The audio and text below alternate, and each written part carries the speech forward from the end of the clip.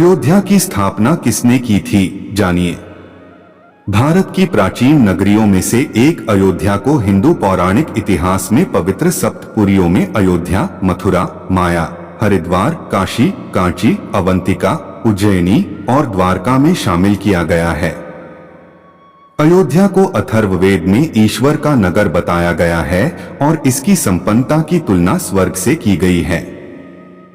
स्कंद पुराण के अनुसार अयोध्या शब्दकार ब्रह्मा, यकार विष्णु है तथा धकार रुद्र का स्वरूप है।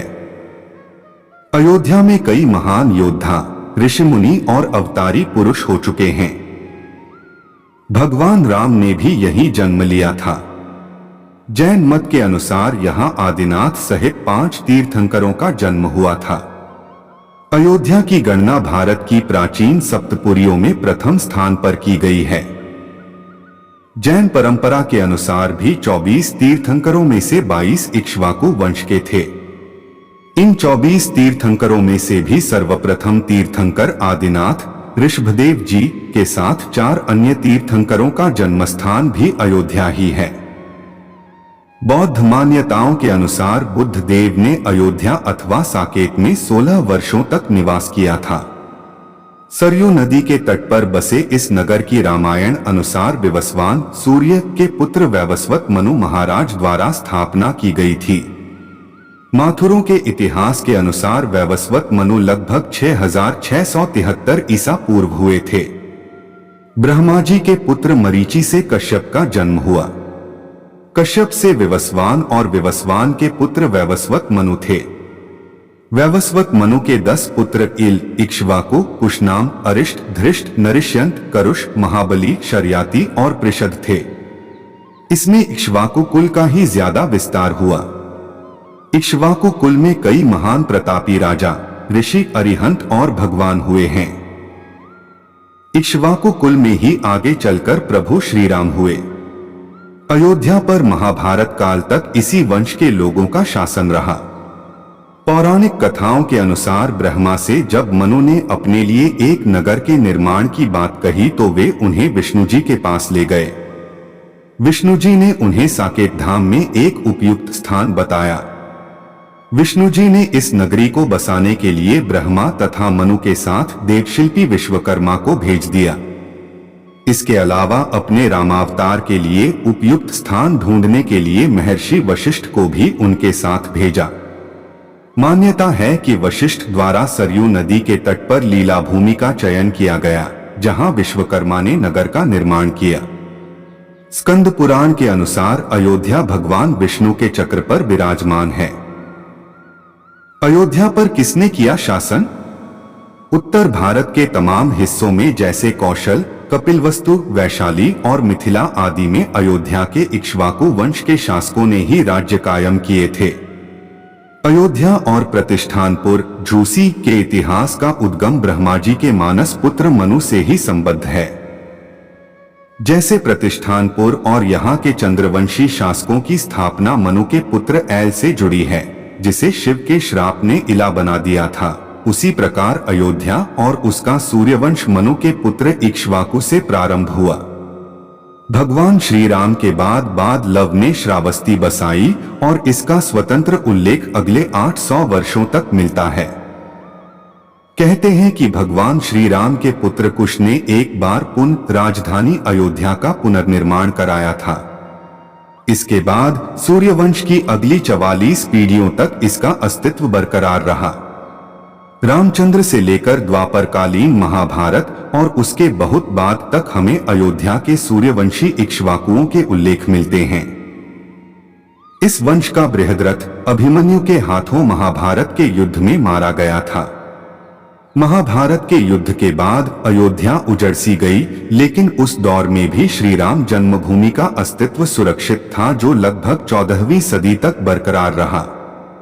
बेंटली एवं पार्जिटर जैसे विद्वानों ने ग्रह मंजरी आदि प्राचीन भारतीय ग्रंथों के आधार पर इनकी स्थापना का काल गिपू 2200 के आसपास माना है।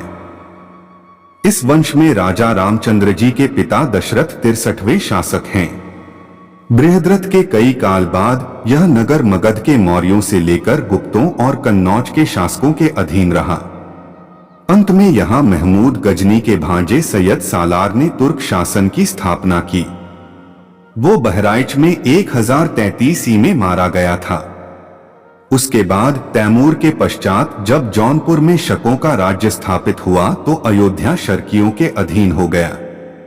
विशेष रूप से शक शासक महमूद शाह के शासनकाल में 1440 में 1526 में बाबर ने मुगल राज्य की स्थापना की और उसके सेनापति ने 1528 में यहां आक्रमण करके मस्जिद का निर्माण करवाया, जो 1992 में मंदिर मस्जिद विवाद के चलते राम जन्मभूमि आंदोलन के दौरान ढहा दी गई।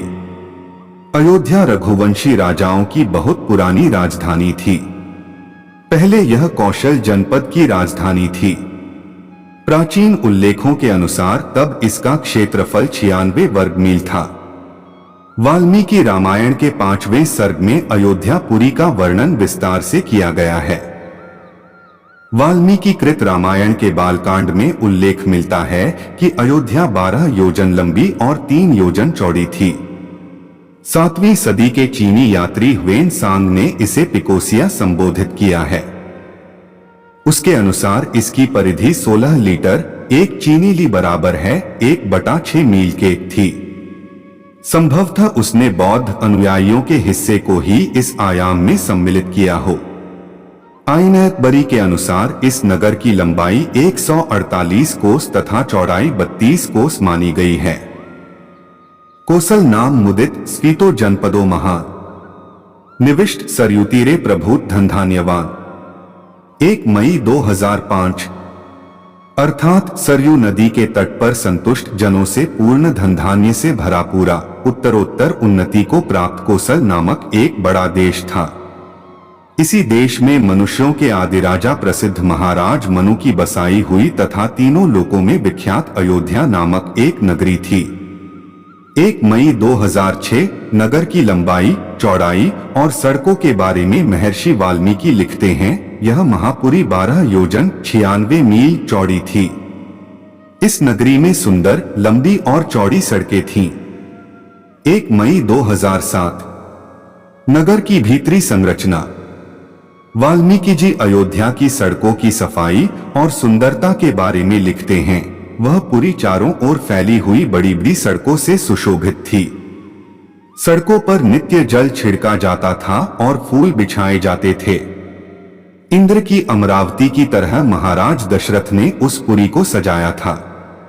इस पुरी में राज्य को खूब बढ़ाने वाले महाराज दशरथ उसी प्रकार रहते थे जिस प्रकार स्वर्ग में इंद्र वास करते हैं।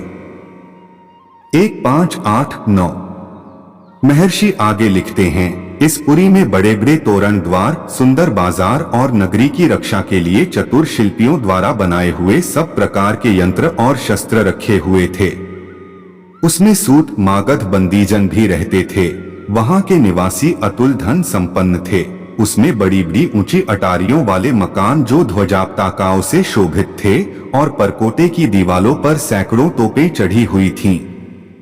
1511-12 महर्षि वाल्मीकि लिखते हैं, स्त्रियों की नाट्य समितियों की भी यहाँ कमी नहीं है और सर्वत्र जगह जगह उद्यान निर्मित थे। आम के बाग नगरी की शोभा बढ़ाते थे। नगर के चारों ओर साखुओं के लंबे लंबे वृक्ष लगे हुए ऐसे जान पड़ते थे मानो अयोध्यारूपिणी स्त्री करधनी पहने हो। यह नगरी दुर्गम किले और खाई से युक्त थी तथा उसे किसी प्रकार भी शत्रुजन अपने हाथ नहीं लगा सकते थे। हाथी, घोड़े, बैल, ऊंट, खच्चर सभी जगह जगह दिखाई पड़ते थे। राजभवनों का रंग सुनहला था। विमानगृह जहां देखो वहां दिखाई पड़ते थे। उसमें चौरस भूमि पर बड़े मजबूत और सघन मकान अर्थात बड़ी सघन बस्ती थी। कुओं में गन्ने के रस जैसा मीठा जल भरा हुआ था। नगाड़े, मृदंग, वीणा, पनस आदि बाजों की ध्वनि से नगरी सदा प्रतिध्वनित हुआ करती थी। पृथ्वी तल पर तो इसकी टक्कर की दूसरी नगरी थी ही नहीं। उस उत्तम पुरी में गरीब यानी धनहीन तो कोई था ही नहीं, बल्कि कम धन वाला भी कोई न था। वहां जितने कुटुंब बसते थे उन सबके पास धन धान्य, गाय, बैल और घोड़े थे। 1, 5, 7, 13, 14, 16, 17, 18। अयोध्या के दर्शनीय स्थल। अयोध्या घाटों और मंदिरों की प्रसिद्ध नगरी है। सरयू नदी यहां से होकर बहती है। सरयू नदी के किनारे 14 प्रमुख घाट हैं। इनमें गुप्त द्वार घाट, कैकेयी घाट, कौशल्या घाट, पापमोचन घाट, लक्ष्मण घाट आदि विशेष उल्लेखनीय हैं। राम जन्मभूमि मंदिर। यह स्थान रामदूत हनुमान के आराध्य प्रभु श्री राम का जन्म स्थान है। राम एक ऐतिहासिक महापुरुष थे और इसके पर्याप्त प्रमाण हैं। शोधानुसार पता चलता है कि भगवान राम का जन्म 5114 ईस्वी पूर्व हुआ था। चैत्र मास की नवमी को रामनवमी के रूप में मनाया जाता है। कहते हैं कि 1528 में बाबर के सेनापति मीरबकी ने अयोध्या में राम जन्मभूमि पर स्थित मंदिर तोड़कर बाबरी मस्जिद बनवाई थी।